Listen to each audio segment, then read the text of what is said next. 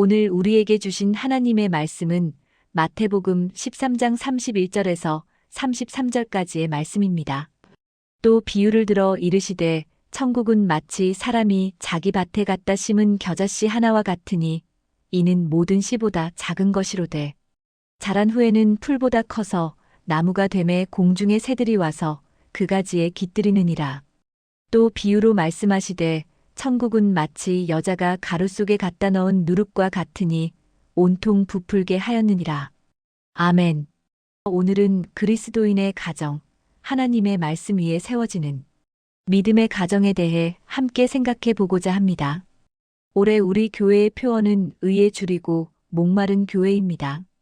이 말씀의 시각에서 오늘은 가정을 바라보려 합니다. 세상 속에서 믿음의 가정을 지키고 세워가는 일은 쉽지 않습니다.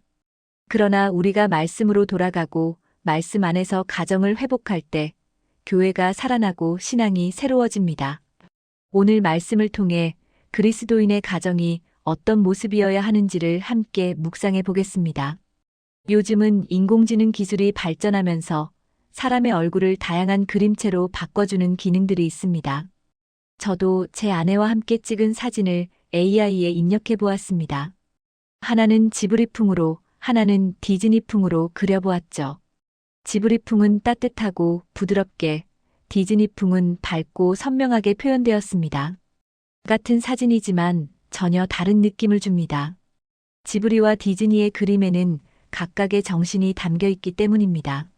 그런데 그림만 그런 것이 아닙니다. 음악도 그렇습니다.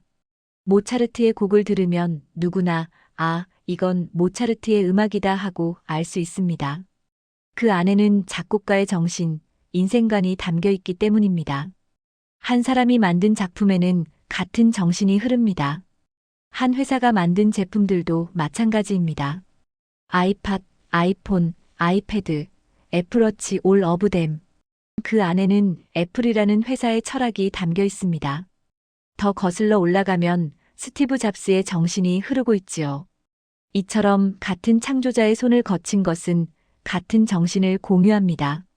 그런데 하나님께서도 직접 손을 대어 만드신 것이 있습니다. 물론 하나님은 말씀으로 온 우주를 창조하셨지만 특별히 직접 손을 대어 세우신 세 가지 공동체가 있습니다.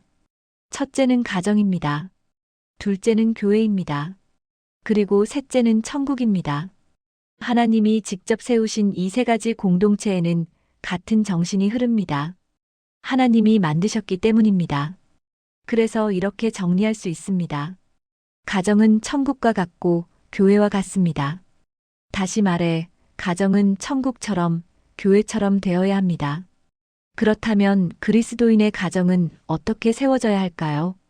오늘 말씀을 통해 두 가지를 생각해 봅니다. 첫째, 가정은 천국이 되어야 합니다. 둘째, 가정은 교회가 되어야 합니다. 먼저, 가정은 천국이 되어야 합니다.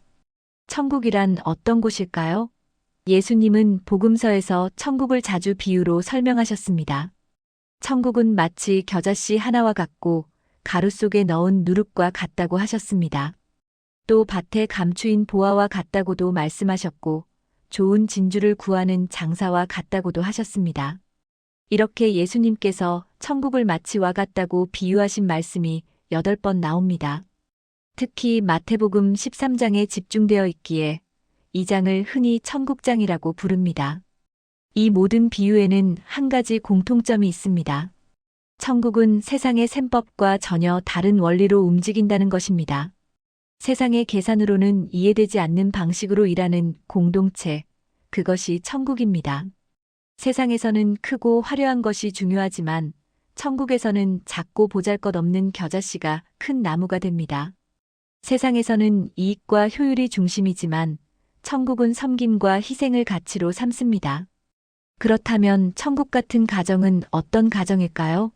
바로 세상의 계산법이 아닌 하나님의 가치관으로 사는 가정입니다. 세상은 자녀를 평가할 때 성적, 대학, 직장, 소득으로 판단합니다. 그러나 천국의 가치는 다릅니다.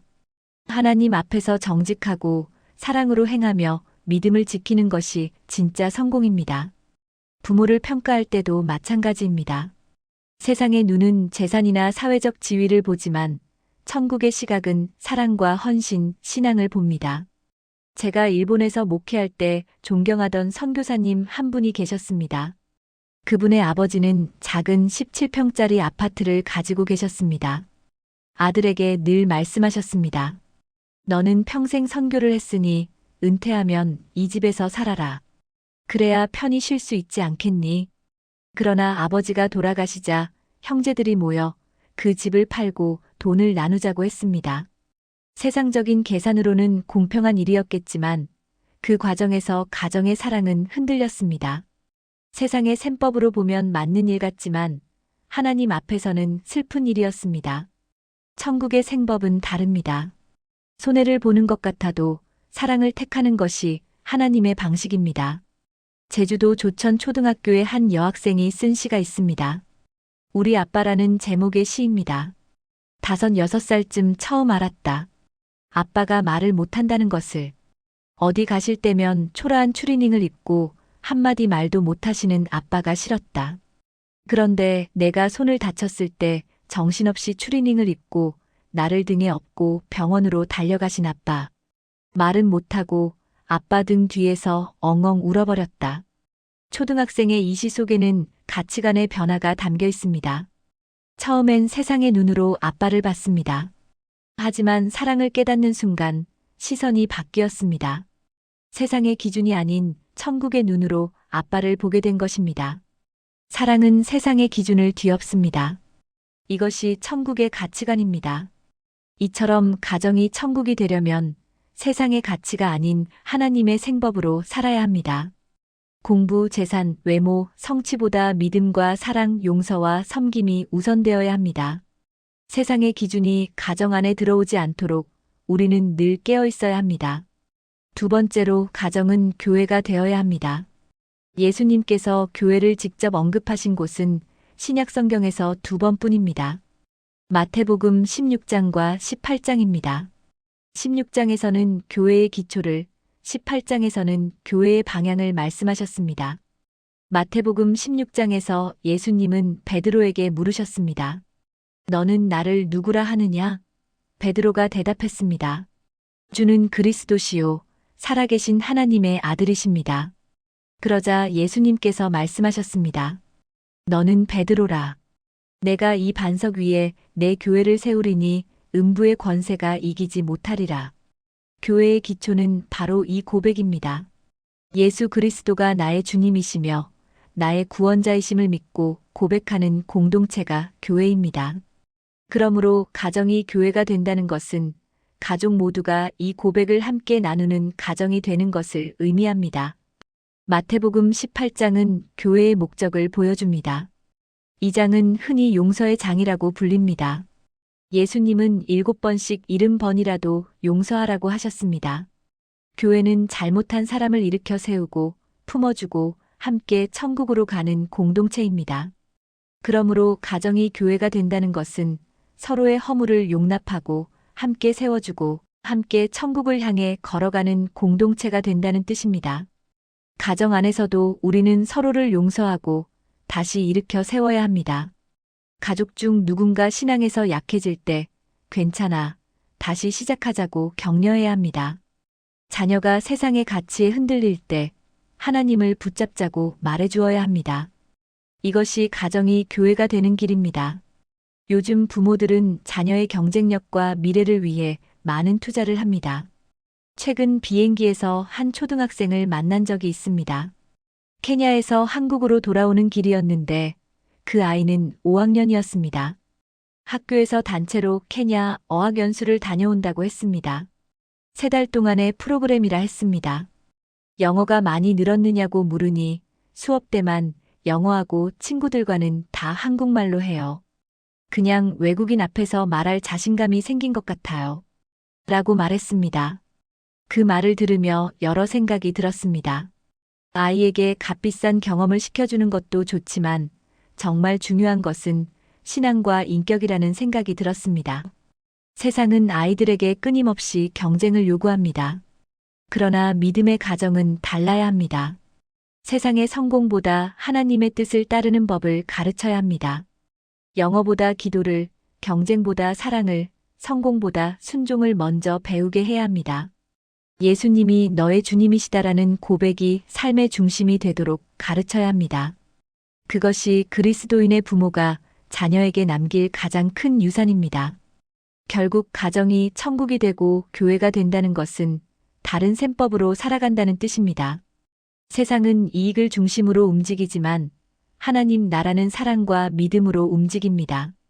세상은 비교하고 나누지만 하나님 나라는 용서하고 함께 갑니다. 가정이 천국의 가치와 교회의 정신으로 세워질 때 그 가정은 하나님이 기뻐하시는 믿음의 공동체가 됩니다. 사랑하는 여러분, 우리의 가정은 완벽하지 않습니다. 하지만 하나님은 완벽하지 않은 가정이라도 사용하십니다. 무너진 부분이 있다면 하나님께서 다시 세워주십니다. 우리의 말 한마디, 행동 하나하나가 천국의 셈법으로 바뀔 때 가정은 변하기 시작합니다. 작은 곳에서부터 시작합시다. 세상의 계산이 아닌 믿음의 눈으로 배우자와 자녀를 바라보십시오. 원망 대신 감사로, 비교 대신 사랑으로, 경쟁 대신 축복으로 바꾸십시오. 가정은 하나님이 직접 손으로 만드신 공동체입니다. 천국과 교회와 같은 정신이 흐르는 곳입니다. 그러므로 우리는 이 가정을 말씀 위에, 믿음 위에, 사랑 위에 세워야 합니다. 하나님 아버지, 우리의 가정이 천국이 되기를 원합니다. 우리의 가정이 교회가 되기를 원합니다. 세상의 욕심과 잣대를 내려놓고 하나님의 섭리와 사랑으로 살아가게 하소서.